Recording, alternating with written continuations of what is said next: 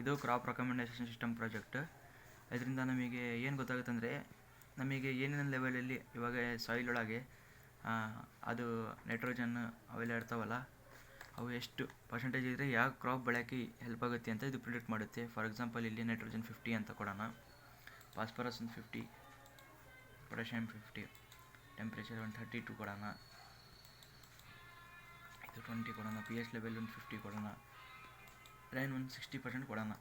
ಇದರಿಂದ ಇದು ನಮಗೆ ಏನು ರೆಕಮೆಂಡ್ ಮಾಡುತ್ತೆ ಅಂದರೆ, ಇದರೊಳಗೆ ಯಾವ್ದು ಚೆನ್ನಾಗಿ ಬೆಳೆ ಬೆಳೀತೈತಿ ಅಂತೇಳಿ ರೆಕಮೆಂಡ್ ಮಾಡುತ್ತೆ. ನೋಡಿ ಇಲ್ಲಿ ಟಾಪ್ 3 ರೆಕಮೆಂಡೆಡ್ ಇದು ಬಂದಿದೆ. ಒಂದು ಕಾರ್ನ್, ಇನ್ನೊಂದು ಬೆರ್ಲಿ ಮತ್ತು ಇನ್ನೊಂದು ವೀಟ್.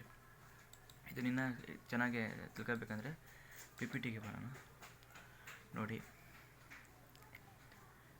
ಇದರೊಳಗೆ ಪ್ರಾಜೆಕ್ಟ್ ಓವರ್ವ್ಯೂ, ಇದರೊಳಗೆ ನಾವು ಏನೇನು ಡಾಟಾ ಸೆಟ್ನ ತಗೊಂಡೀವಿ, ಎಲ್ಲಿಂದ ತಗೊಂಡೀವಿ ಅಂತೇಳಿ ಇಲ್ಲಿ ಬರ್ತಿದೆ.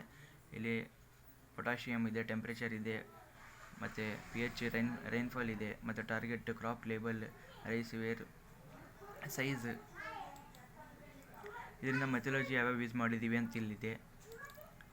ಇದು model training, algorithm, random forest classifier ತಗೊಂಡಿದ್ದೀವಿ, ಮತ್ತು ಹೈಪರ್ ಪ್ಯಾರಾಮೀಟರ್ ಟ್ರೈನಿಂಗ್, ಮತ್ತು ಕ್ರಾಸ್ ವ್ಯಾಲಿಡೇಷನ್, ಇವ್ಯಾಲ್ಯೂಯೇಷನ್ ಮೆಟ್ರಿಕ್ಸ್.